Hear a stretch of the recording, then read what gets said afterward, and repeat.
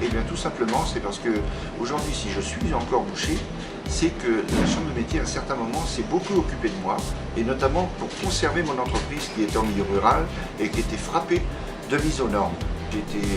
On m'a beaucoup donné à la chambre de métier et aujourd'hui j'ai envie de le rendre.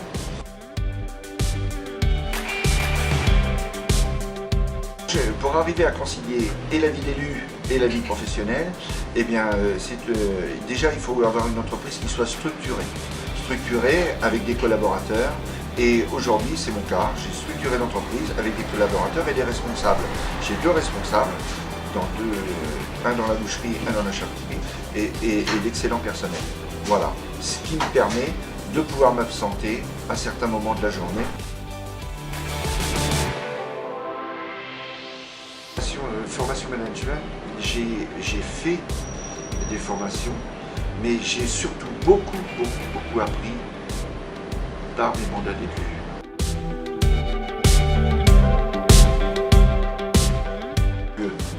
Je forme régulièrement des apprentis et ça c'est quelque chose pour moi qui est très important.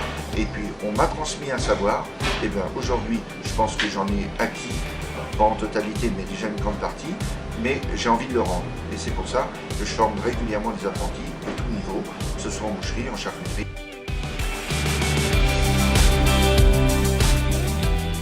Le numérique, c'est très important. On ne pense pas. Déjà, nous, les alimentaires, on peut déjà recevoir tout simplement des commandes par mail. Hein, avoir un dispositif adapté sur un espace caisse qui est une tablette numérique. Hein, et puis, la création de sites internet. Des sites internet, que ce soit un site vitrine ou que ce soit un site marchand, pour aller plus loin, dans les magasins, avoir tout simplement des outils numériques tels que des écrans. Des écrans où on diffuse des informations flash, des informations importantes, qui soient très courtes, mais ça, aujourd'hui, c'est ce qui plaît aussi à nos clients.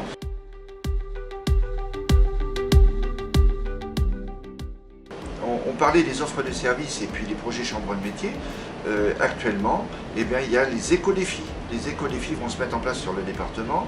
Et puis aujourd'hui, les entreprises, on a tous nos petits trucs pour être le plus éco-responsable. En boucherie, on a aussi le retraitement de nos déchets par les chiens de meute. Hein, ça, c'est aussi un axe de développement. Une collecte de carton organisée, par exemple. Et puis, pour tout ce qui est de livraison de courte distance, eh bien, nous, on a investi dans un vélo. Voilà, un vélo. Comme auparavant, on n'a rien inventé. Hein. On a repris ce qui se faisait voilà, quelques années. Eh bien, on livre à vélo.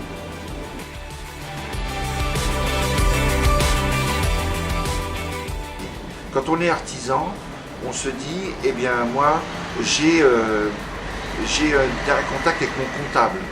Mais le comptable, il ne connaît pas tout. Alors que les chambres de métier peuvent amener tous ces renseignements, tous ces services-là sont organisés avec des gens compétents à l'intérieur. C'est même des services des fois régionalisés. Et les spécifiques métiers, spécifiques artisans, eh bien, la chambre de métier peut l'apporter. Et puis une chambre de métier, je parlais tout à l'heure des services, des offres de services. On a une offre de services qui est très grande.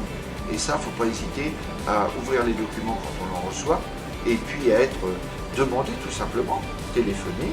Il y a un centre d'accueil client, eh bien il faut téléphoner, il faut demander.